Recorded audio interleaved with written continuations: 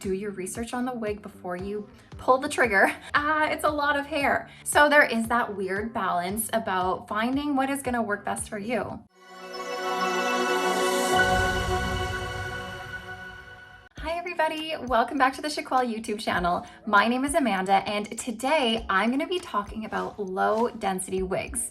That is probably one of the biggest requests I get. Show me low density, Amanda, no permatease. Well, today we're going to talk about just that, but before I jump into it, I'm going to remind you to like this video and subscribe to my YouTube channel where you can learn even more about alternative hair. So I do have a few lower density pieces here to show you, but before I show them to you, I wanted to talk a little bit about what is density, maybe some brands to look out for, and maybe some brands to avoid if you do want that lower density look. And on top of that, maybe what to even look for in a cap if you are trying to find that more natural movement, lower profile appearance. So a lot of women who begin to wear wigs are often turning to wigs because they're experiencing hair loss. And when you experience hair loss, you are used to, not having a ton of hair on your head. So then suddenly when you go to wigs, you may feel overwhelmed with all of the hair, especially if you're not doing your research into that particular wig, knowing what the density is and what it's really gonna look like out of the box. So if you are experiencing hair loss and you are turning to wigs, then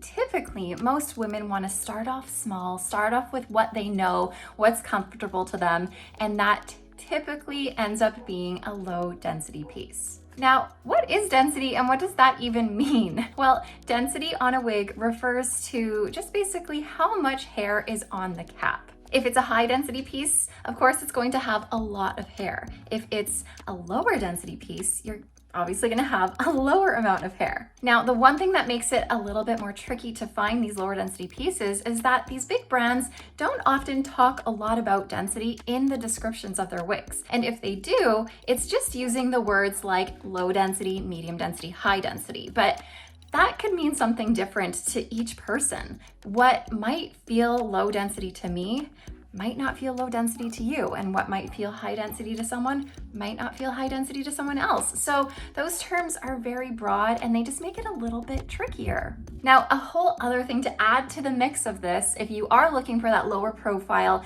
natural movement of hair kind of a look, is the idea of permatease. Now, if you are new to wigs, you might be looking at me being like, what on earth is permatease, Amanda?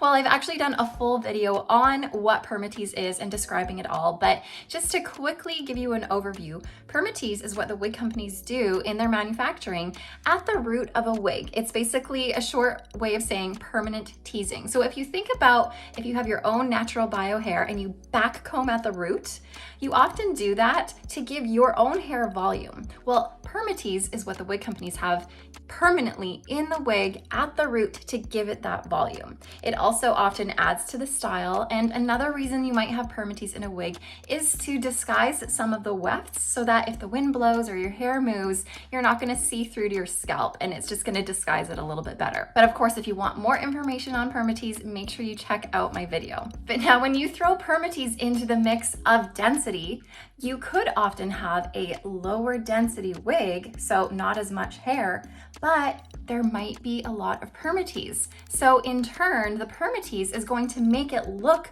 bigger than it actually intends to be with a lower density. So having the mix of the two can make it a little bit confusing. Alternatively, you could have a higher density piece with a lot of hair, but then not really any permatease. So there is that weird balance about finding what is gonna work best for you. So if you are here watching this video right now, I'm assuming it's because you are looking for low density, no permatease, low profile, natural movement of hair that is just going to look effortless and more realistic to you than something with a lot of hair would. So therefore, I am gonna talk about those specific wigs and show some of them to you today. Now, when you are researching your wigs and trying to decide what it is you want, it is important to kind of know the different brands that are out there and sort of what they're known for. But since we are looking at that lower density, no permatease, low permatease, natural looking movement, then I will let you know some brands to watch out for to help you get that. So one of the brands that you should definitely look into is Belle Tress. Belle Tress is known for their lower density looks.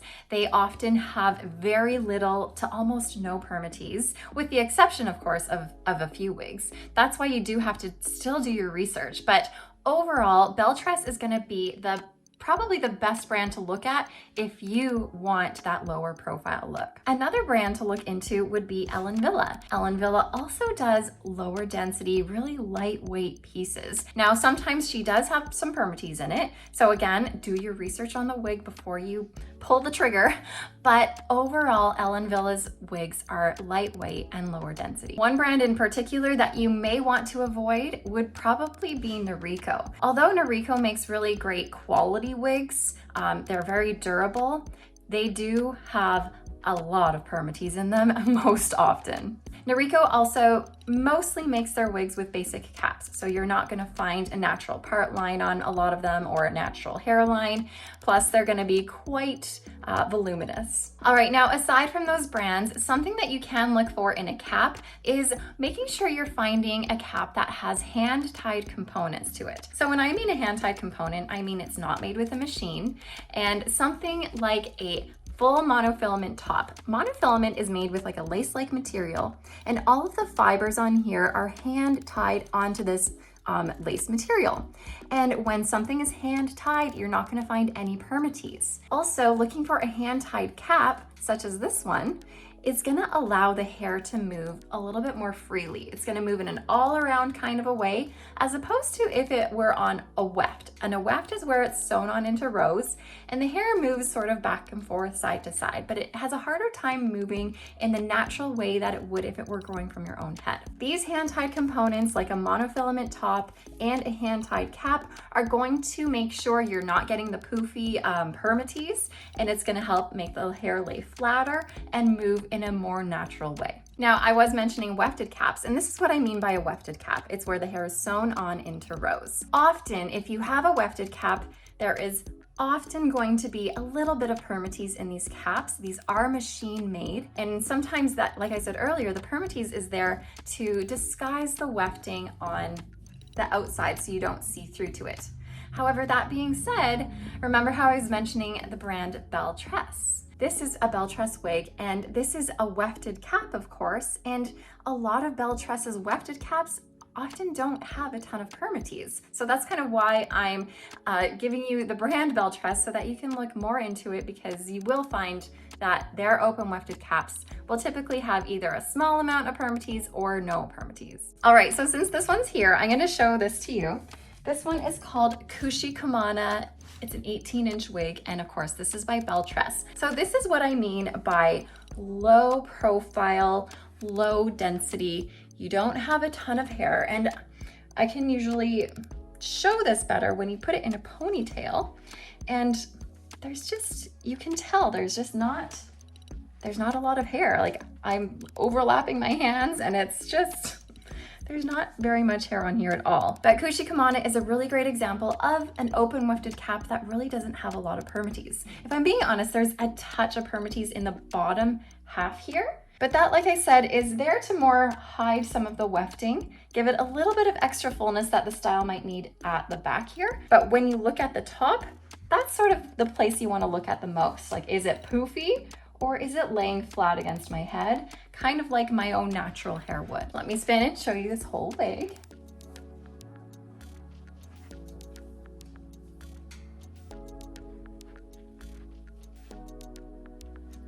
Just to give you a really quick overview, Kushikamana does have a lace front here, and it does have a hand-tied component on the left-hand side. So this is a left monofilament part that gives you the look of a natural scalp on your left side. If you were to part it on your right side, you're not gonna really get that. It's more wefting in here. So you would have to stick to a left part. But even with that wefting on the right-hand side here, there's no permatease, so it will lay flat to your head. Let me show you another example of a Belle Tress wig that is a lower density, and that is with this hand-tied cap that I was showing you earlier. So I was mentioning how hand-tied caps with hand-tied components all over it are going to allow the fibers to move in a really natural way. So this is Dalgona 16 hand-tied, and it's a really lovely lower density piece with no permatease. I'll give you a spin.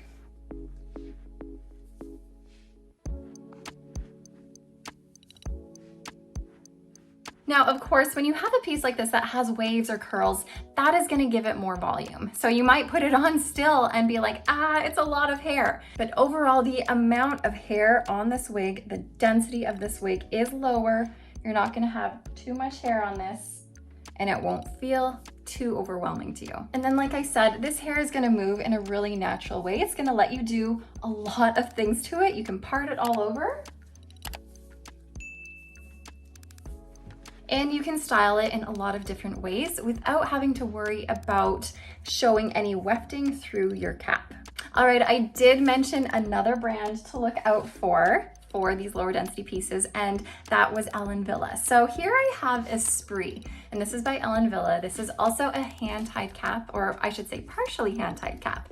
So it's gonna have all hand-tied components on the top. So we have a left monofilament part here, that's all hand-tied, a lace front. We have a hand-tied top here. So instead of wefting, it's all hand-tied up at the top.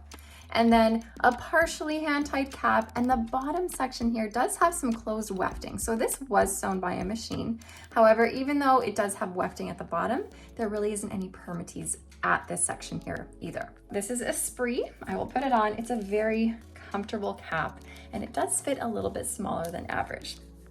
But this is a really nice option if you're looking for a lightweight, comfortable, lower density, effortless piece that you can just kind of throw on and go. Now, although this only has a left monofilament part, here, I'll show it to you.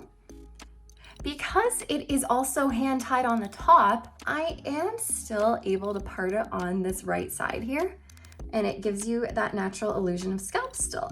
If it were wefted, that would be a different story, like I was showing you on the Kushikamana, but because we are hand tied all around here up top, you really can part it any way you want, and you're not going to find it show any wefting because, well, there is none. And then of course, with this cap being hand tied, you're gonna be able to move it around in a really natural way. I have one more lower density piece by Ellen Wille to show you, and this is a wefted cap. So like I said before, often wefting does have permatease with it, but Ellen Wille and Belle Tress tend to not use as much permatease with theirs. But like I said, always make sure you do your research on the wig anyways to make sure you're gonna find one that is gonna be more suited for you. So this is Leah Mono Part 2, a low density, really cute bob that I love. There is not a lot of hair on this. It's gonna sit really low profile because the permatease is at an all-time minimum on this one.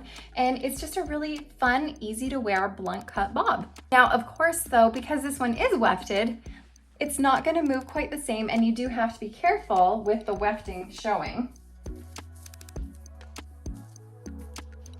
The wefting doesn't mean it's gonna be unnatural. It's still gonna look natural, especially to people walking down the street. They're gonna have no idea. It just means that you have to be a little bit more careful about where the hair is going, especially if you're gonna be styling it. All right, you guys, that's all I have for you today. I hope this was helpful in sort of guiding you to look for those lower density pieces. Just make sure that you do your research though. YouTube and social media in general is going to be your best friend, because when you look at a stock image and when you look at a wig on the website, it's often hard to really tell what it's gonna be. And often the descriptions that they give you don't give you the full story. Going on YouTube, finding reviews, going on social media, following all of these wig sisters to help you out is, like I said, going to be your best friend. And something that I also recommend is joining our Facebook support group. You can find us on Facebook at Chiquel's Neighborhood, and this is a really fun space that we have on Facebook for all of you women going through hair loss and starting their wig or topper journey. And it's just a space where you can be around positive women who are going to uplift you, inspire you, educate you, and just share their own wig journey. And to me, that is just invaluable in finding acceptance with your whole situation. Just knowing you are not alone. So go ahead and find us on Facebook at Chiquel's Neighborhood, and I guarantee you, you are going to love it there, because not only do we have a neighborhood full of all these wonderful women, we also have sales often in there too, where you can get really big discounts on a lot of our items. All right, you guys, thank you so much for watching. I will see you next time. Bye, everybody.